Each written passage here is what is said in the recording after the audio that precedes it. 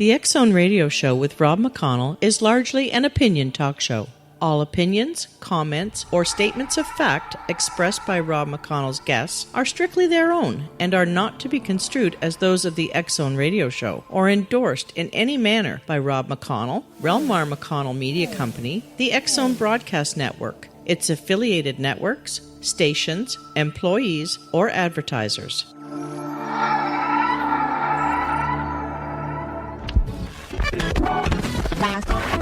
All Hit Radio.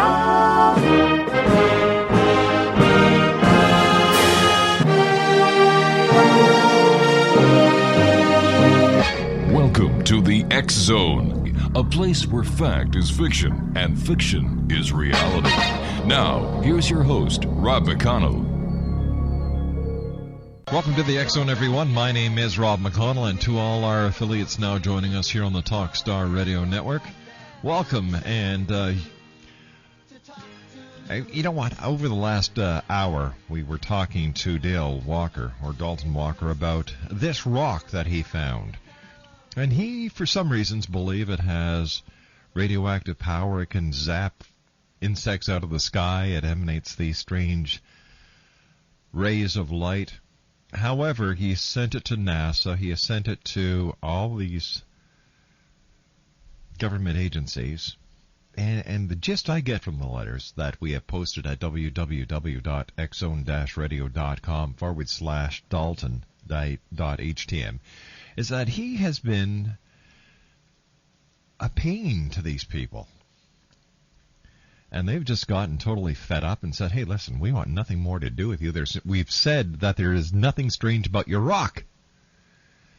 And for him to take the word of a Canadian scientist, and I don't care if he's a Canadian scientist or a scientist from Tibet or anywhere else in the world, if he's to take the word of a scientist who has not examined the rock or examined whatever it is he has, how can this person say with any professionalism or credibility that the tests were not performed properly on this rock based on just the information that Dalton supplied him without him actually seeing the rock and making his own tests?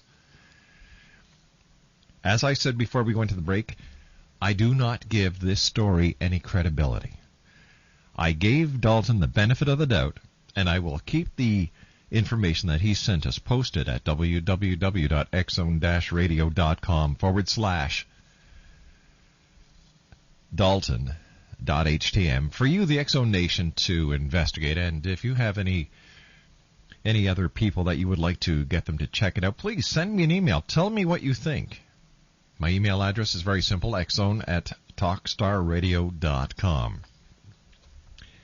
This hour we're going to be talking about prison profiteers.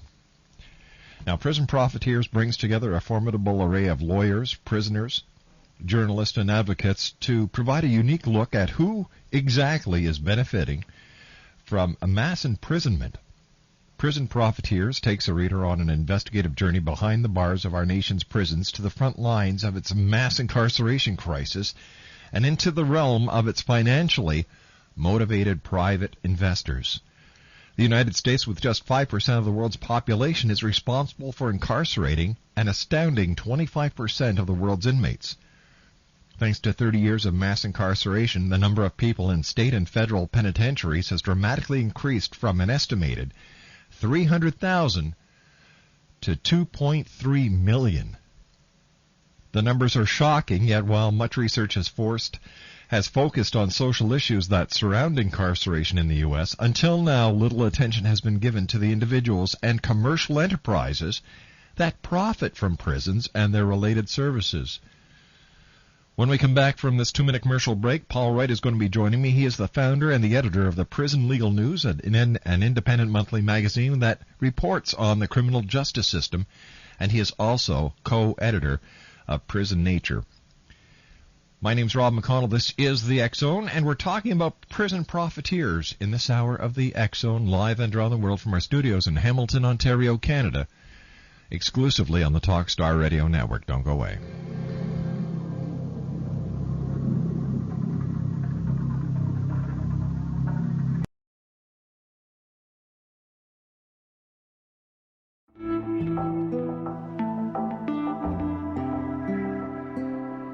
Take a step back in time and discover old Florida cuisine at Marsh Landing Restaurant in Fellsmere.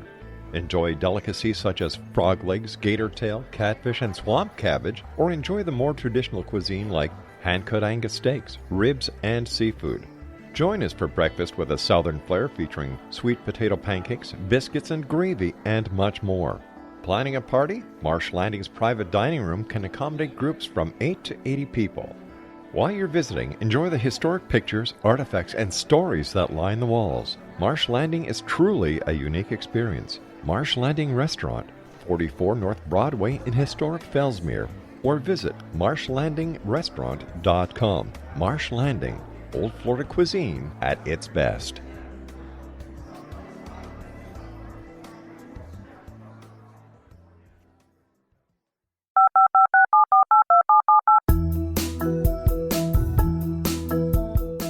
Did you know that when you're on the road with limited data or Wi-Fi, you can still listen to the X-Zone radio show with Rob McConnell, The Science of Magic with Gwilda Wiyaka, X-1, Dimension X, Space Patrol, and every minute of the X-Zone broadcast network by calling 213-401-0080, courtesy of Audio Now. No smartphone, app, or internet needed. It saves your data plan, and it's free if you have unlimited minutes. Call 213-401-0080 to listen on any phone, anytime, anywhere. Remember 213-401-0080 for the best of the paranormal, parapsychology, and sci-fi radio programming anywhere, 24/7, 365.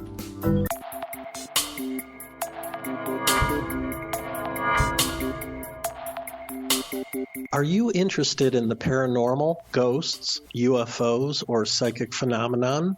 Join me, Tim Bartley, co-host of Talking to Spirits with Lightworkers Tim and Justina, coming mid-January 2017 to the XZBN. We will channel spirits live and talk to them, revealing all kinds of amazing information. Spiritual attachments will be found and removed on the show, and so much more. To find out when you can listen to Talking to Spirits with Lightworkers Tim and Justina, visit www.xzbn.net for listeners on both sides of the veil.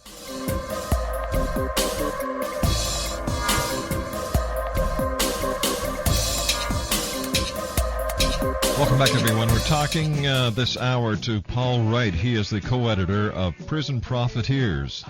It is published by New Press. And they've taken an investigative look at the physical consequences of mass incarceration, tracing more than, are you ready for this, 186 billion annual U.S. tax dollars intended for public goods to the various private prison companies, churches, investment banks, guard unions, and medical corporations that benefit from the 1 out of every 137 Americans who are in prison today. Prison Profiteers documents one of the biggest transfers of the wealth in American history, and how it operates in conjunction with mass imprisonment, the biggest and most thoroughly implemented social experiment in American history. And Paul Wright, welcome to the X-Zone. Hi, Rob. Thank you for having me on your show. I'll tell you something, Paul. When you look at the figures, from 300,000 to 2.3 million inmates, and then you look at the amount of money, who says crime doesn't pay on both sides of the fence? Well, and that's exactly it. There's a lot of money to be made from, I guess a better term for it would be the crime control industry, and that's what we have here in the United States. Paul, what does the term privatization mean in the prison system? Basically what it means is turning over core government functions, such as running of police from policing functions. Mm-hmm. We see this in Iraq, for example, with the privatization of even military functions. But the core thing that we're looking at is a privatization of prison functions. And this includes, there's companies in the United States that do everything from build prisons to operate them, to more specialized things such as just providing healthcare services, commissary services, telephone services, and stuff like that. So pretty much it's almost the divvying up of the governmental services pie for a very handsome profit by private companies. All right, so how did the move from to privatized prisons and prison industries arise? Well, actually, like a lot of things, this isn't anything new. This is kind of almost a Back to the Future thing. In the United States, up until the 1920s, a lot of prisons were privately operated or run. And we had what was called the convict lease system, whereby states would literally rent out or sell their prisoners to private companies for their labor. In other words, the companies would pay the state, $5, $10 a day for the labor of the prisoners, and in exchange, they would get the prisoners' labor, and they were also responsible for the prisoners' well-being. Well, and in fact, this was pretty widespread. The railroads and the road system in the southern United States after the Civil War was largely built using this type of prison slave labor. And the system largely ended in the 1920s because of the corruption, the brutality. Some reports from the time document that the average lifespan of a prisoner under the convict lease system was around 5 years, because basically for the companies there was no incentive to provide medical care or treat them well. And I think the axiom from the time was, if one dies, get another one. So prison privatization pretty much fell from favor after the 1920s, and during the Great Depression there was certainly a lot more resistance from unions and businesses that had been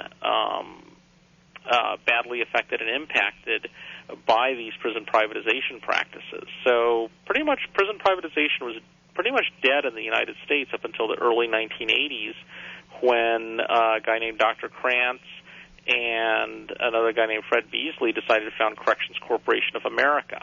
And that was kind of almost a renaissance of the modern American private prison movement. Now, isn't Wackenhut somewhere in there as well? Yes, Wackenhut decided, after seeing how much money Corrections Corporation of America was making, Wackenhut decided to get into the prison business in the late 80s, and they went through some corporate, they got bought out by a Danish group called Group 4 in, let's see, I think it was around 1999 or 2000. Anyways, and part of what this Danish security company, what they did was they spun off the prison division of Wackenhut. So they only wanted the security guard portion of it. And so what was Wackenhut Corrections was spun off into its own independent company. Today they're called Geo Corporation, and they're based in Florida. But they're an independent company. They're no longer affiliated with Wackenhut. Now, Paul, why is private prison necessarily a bad idea? Well, I don't think it's necessarily so much that the idea is a bad one. It's like everything else. It's more in the implementation. It's how it's been implemented. And so far, the track record of the private prison industry, at least here in the United States, has been it's been a pretty bad one. And for a variety of reasons, the big claim, the central claim of the prison privatization companies is that they can perform the functions cheaper than the government can. And it could well be. Maybe they can perform maybe they can lock people up cheaper than the government can. But the thing is that the difference between what they charge the government to lock people up and what it actually costs them to lock people up is known as their profit margin. So taxpayers don't actually realize a better, they don't realize any type of savings or a better return on their money. And the interesting thing is the only countries in the world where prison privatization today is even really on the agenda are pretty much the English-speaking countries of the United States, England, and to a smaller extent Australia, New Zealand. South Africa has dabbled with it. Canada made one recent experiment with it, with a super jail around Toronto, and that pretty much ended in failure. And the thing is that in many parts of the world, the prison privatization issue is not seen as a human rights issue. It's seen as a labor issue. And one of the reasons for this is that where the private prison companies really make their money is by shortchanging the staff. They understaff their prisons, which leads to a lot of safety issues. You have prisoners and staff who wind up getting beaten, raped, killed, whatever. There's escapes, there's riots, and it's all due to understaffing. And the other thing is that they don't pay their staff very well. To give you an example, a prison guard in a state like Connecticut might start out at $50,000 a year. Prison guards in California are starting out at around $50,000 a year. Prison employees who are working for private prison companies, on the other hand, are starting out at $8, $8.50, $9 an hour. Oh, my goodness. Yeah, and it's basically, okay, you can work at Walmart or you can work for Corrections Corporation of America. And some of the things they also share is that, like the Walmart employees, but unlike their state or federal prison guard counterparts, the guards that are working for CCA and GEO and these other companies, they're not getting a pension plan, they're not getting health care benefits, and basically these are some pretty core issues. And that's why these private prison companies are able to basically make a lot of money. And they claim they can run their operations cheaper than the government can, but basically they just pocket the difference, and that's how they make their money. What kind of prison guard can you get for $8 an hour, though?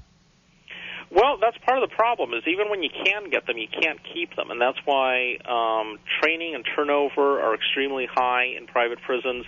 It's also one of the reasons that here in the United States, the private prison industry is pretty much concentrated south of the Mason-Dixon line in the so-called right-to-work states. These are states where the union movement is extremely weak.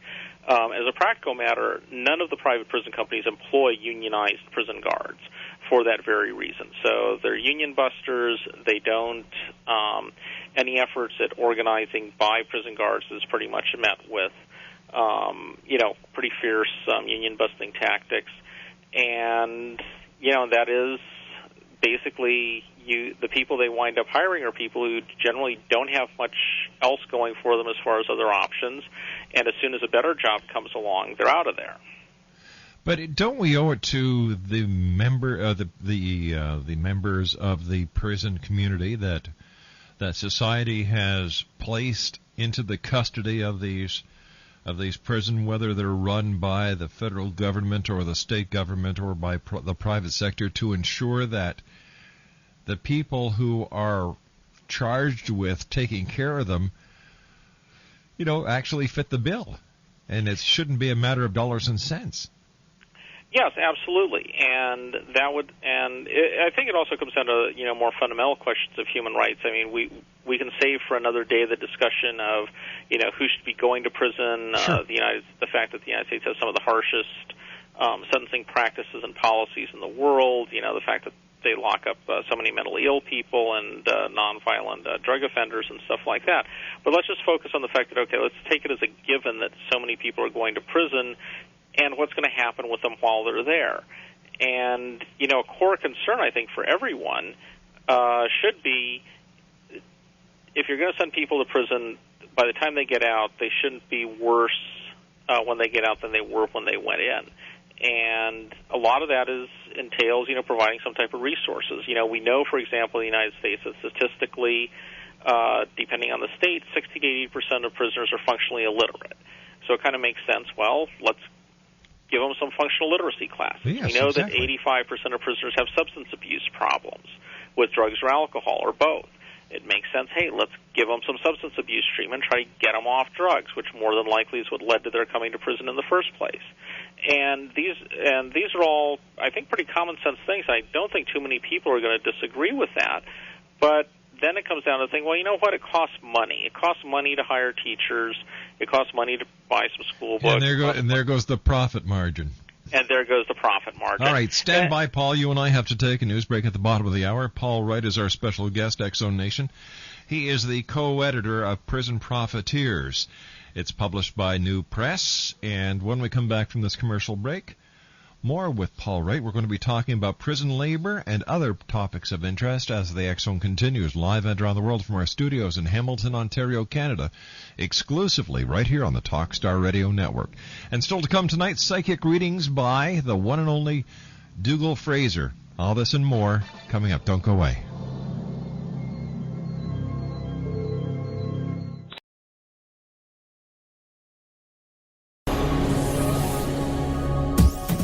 This is the X-Zone Broadcast Network, broadcasting worldwide on broadcast affiliates and satellite program providers, including CNN Broadcast Network, Sirius Satellite Network, Star Media, Good News Radio Network, Angel Broadcast Network, Wiki Broadcast Network, and WPBN TV. For more information on the X-Zone Broadcast Network, visit us at www.xzbn.net.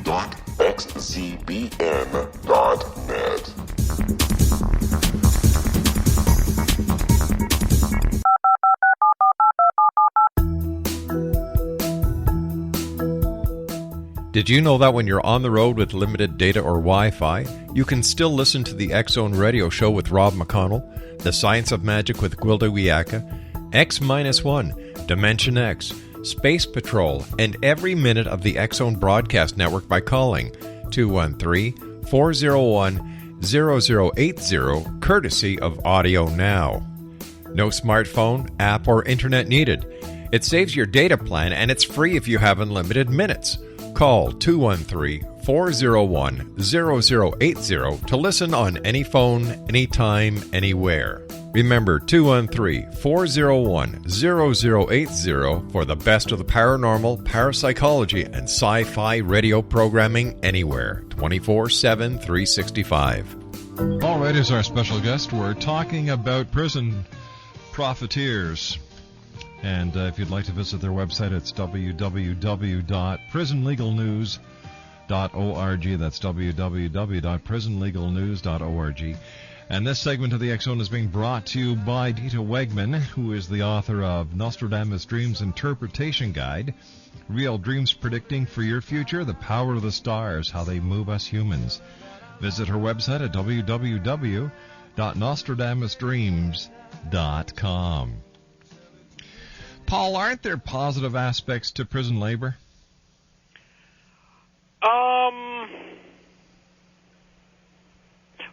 Well, I'm not sure. Like what? I mean, there's things that their proponents say that are positive about it, but I think that when you subject them to critical examination and you get past the suspension of disbelief, they tend not to pan out. Well, for example, keeping idle hands busy.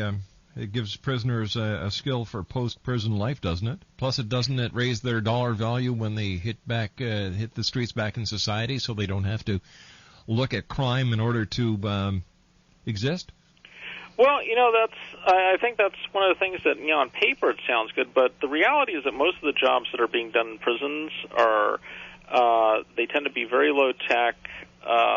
They tend to be low-tech, very labor-intensive, manual, low-skill labor, stuff that in general these jobs have long been exported to third-world sweatshops outside of the United States, or stuff that if it's being done in the United States, well, it's being done by prisoners or it's being done by illegal immigrants.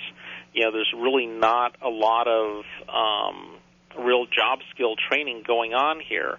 Some of the other issues that have come up is that by using prisoners in these jobs, it depresses wages on the outside for the non-prisoners that are doing these jobs. So literally, by the time guys get out, the jobs are no longer there, or is something that you can't sustain a family on. So, in prison, when a prisoner works, does he get paid, or is he compensated for the work that he does, or is this part of his payback to society? Well, it depends. Virtually every state in the country in the United States has some type of law or statute requiring prisoners to work. And in some states like Texas, Florida, Mississippi, and Arkansas, for example, prisoners literally are slaves of the state. They get paid nothing. You have prisoners that are working in the fields, they may be working in industrial-type operations, and they get paid absolutely nothing for their labor. And this goes back to kind of a bigger thing here in the United States, is a lot of people think that the United States abolished slavery at the end of the Civil War. Well, the United States didn't abolish slavery. In fact, it enshrined it in the 13th Amendment, which limited slavery to people that had been convicted of a crime. And this has led several courts, whenever prisoners have gone to court seeking to be paid for their labor or seeking a minimum wage, to say basically prisoners are the slaves of the state. They have no right, no entitlement to any type of pay or anything like that. So that's kind of on the one hand. And the other thing is that to the extent that prisoners are being paid for their work, in most states, prisoners are paid literally, the states that do pay the prisoners to work, they're paid literally pennies. And we document some of this in Prison Profiteers, where, for example, prisoners that are being employed by Pride, that's the prison industries company in Florida, they're being paid 20, 30, 40 cents an hour. On the other hand, the prison officials who run these corporations, these prison industries, are making $250,000 a year in salary. So in some respects, you could say that, yes, that replicates the free world workforce. But the bigger thing, though, is that prison slave labor, it's not economically feasible. The companies that set up shop using prison slave labor, even with all the subsidies they get from the government, which typically will include everything from not having to pay rent, they've got a pretty docile workforce. It's forbidden to strike or organize. They don't have to pay health benefits. They don't have to pay workman's compensation. They don't have to get insurance. Even with all these benefits, they tend not to be very economically successful. They tend not to do very well in the marketplace. So, taking all this into consideration, is there an economic impact of the prisons in major cities and as well as in the rural communities, or is the economic imprint and impact only on the smaller communities? I'd say that basically the impact of prison slave labor isn't so much on communities as it is on industries. And this comes up where, for example, the industrial furniture industry, for years, for the last 10 or 12 years, they've been some of the most vocal and vigorous critics of prison slave labor here in the United States, and specifically they've targeted Unicor, which is the federal prison industries. And some of the stuff that they've gone after Unicor for is that when you've got state-run prison industries, it's not just so much that you've got companies that are paying prisoners, pennies an hour to work. But the other big thing is that there's also laws on the books that require government agencies to purchase a lot of goods from prison industries before they can turn to private suppliers. And this has long been a bone of contention for a lot of industries, where you've got the furniture industry saying, hey,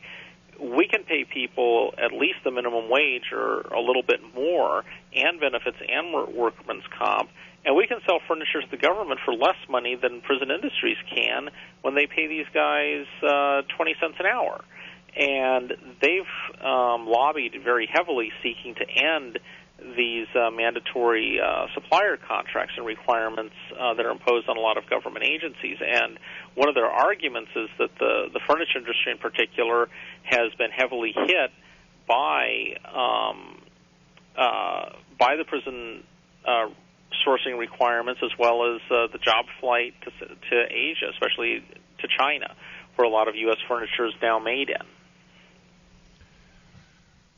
How can we turn this around? How can we make it more fair? And where does all this money go?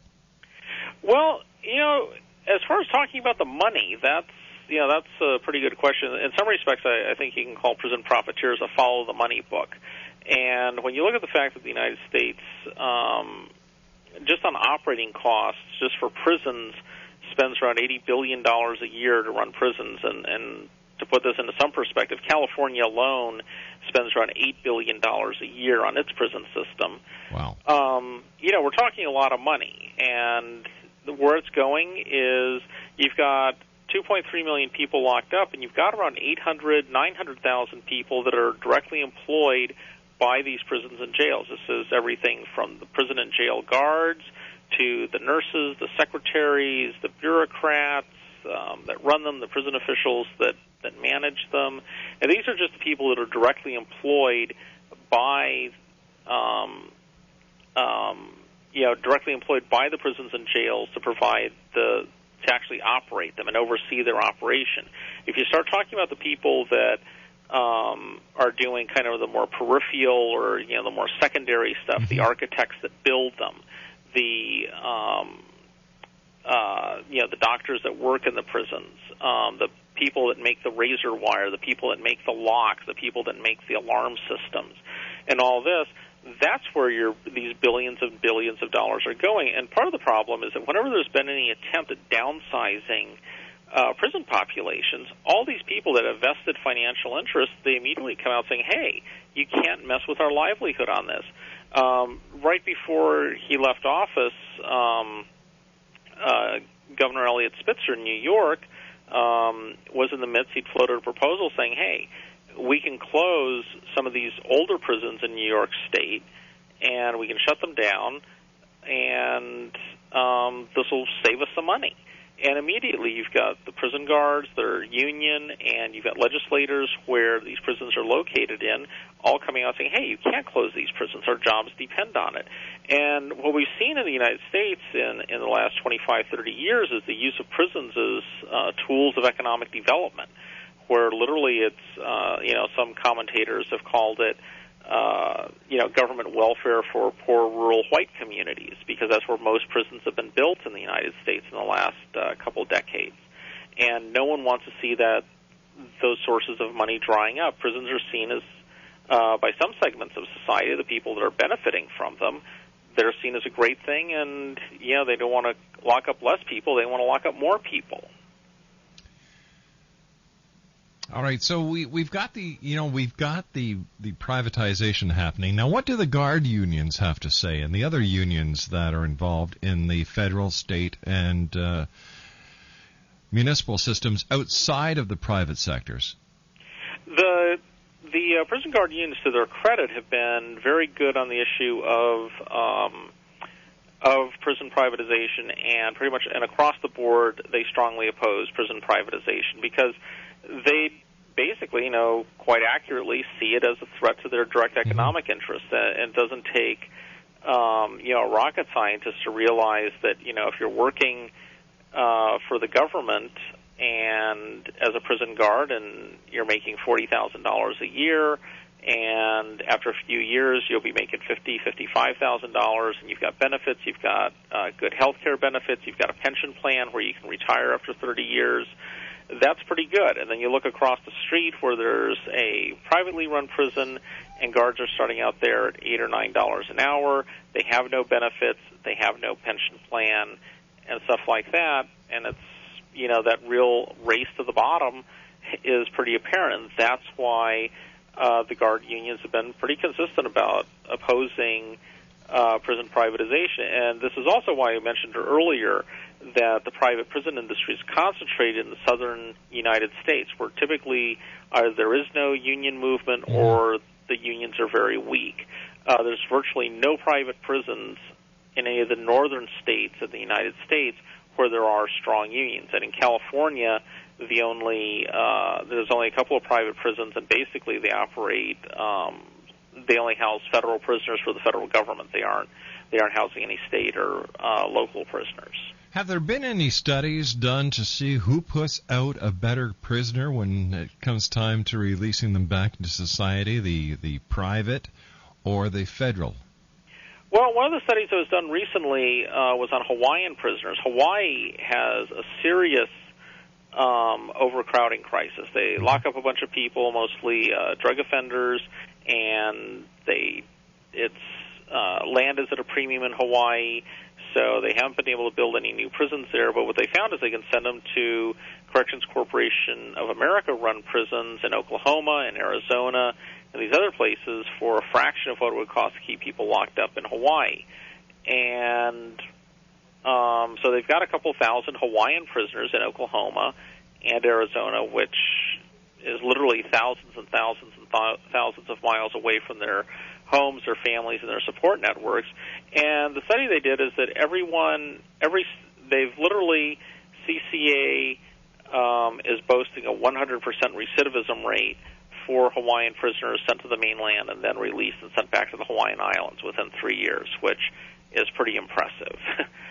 And that's kind of that's a very extreme example. But pretty much the recidivism rates, unfortunately, are very high, and they're driven by a lot of the same reasons. Is just as the government prisons aren't providing substance abuse treatment, literacy treatment, and stuff like that, the private prisons tend not to be doing it either. So the benefit is not being passed on to the inmate. No, there's absolutely no benefit, and that's one of the things that what we see happening a lot with the private prison industry is some of the other places where they shortchange prisoners. Is the biggest thing is on the staffing, but then everything else is, whether it's the food, the uniforms, the clothing, the hygiene items, the medical care. It just, the list just goes on. It's pretty much very bottom line driven. Any place they can save a nickel, that's what they're doing. And this is in the context that the executives of these companies. I mean, George Zolli, he's the CEO and president of Geo Corporation. I mean, the guards that work for him might be starting out at $8.50 an hour, but he's making millions of dollars a year, and so it goes for the rest of the top-tier executives in the private prison industry. They're making huge amounts of money. All right, Paul, please stand by. We've got to take our final break for this hour. Paul Wright is our special guest, www.prisonlegalnews.com. We're talking about the book that he co-edited, Prison Profiteers. We'll be back on the other side of this commercial set as the X Zone continues right here on the Talkstar Radio Network.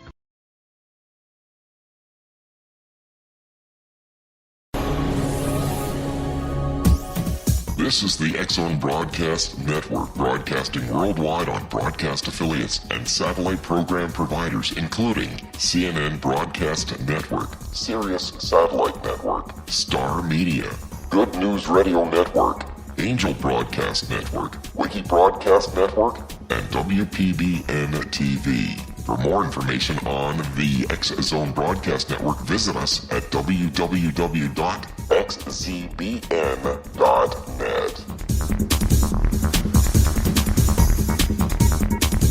19 Sergeant Central. 19 Sergeant, check.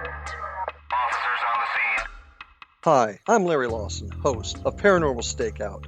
With over 36 years in law enforcement, I have learned a few things. The most important is the proper gathering and preservation of evidence is vital to putting the bad guy behind bars. It's no different in the world of paranormal investigation. Whether it's the search for the afterlife, cryptozoology, UFOs, and extraterrestrials, how we gather the evidence, preserve that evidence, and present it to a jury of our peers will make the ultimate difference in proving the existence of worlds and entities that are beyond our imagination.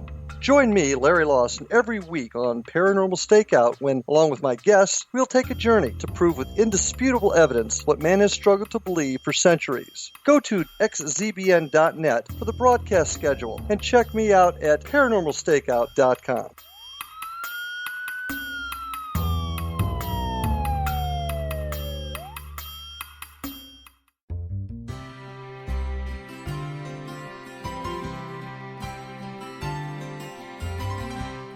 True healing must address 4 levels: physical, emotional, mental, and spiritual, for us to live joyful and productive lives. We tend to treat 3 of the 4, leaving the spiritual languishing. If you're tired of the same dysfunctional patterns cropping up in your life, Soul Balancing is for you. Trixie Phelps, owner and founder of Soul Balancing, is a naturally gifted energy healer trained in numerous esoteric forms, including shamanism. Trixie has created a powerful modality that safely and effectively clears your energetic field. A soul balancing session can remove interference, heal trauma, and restore your hope. Contact Trixie for a life-changing long-distance session today, www.soulbalancing.world.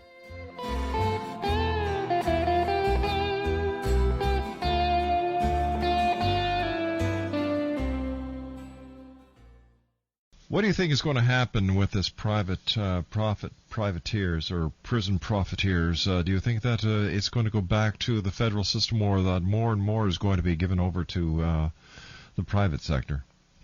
Well, what's actually happened, the private prison industry, they tried to basically mount a big... when they first started out, they were focused on minimum security prisoners and kind of cherry-picking the crop of well-behaved, healthy prisoners, but that's not where the real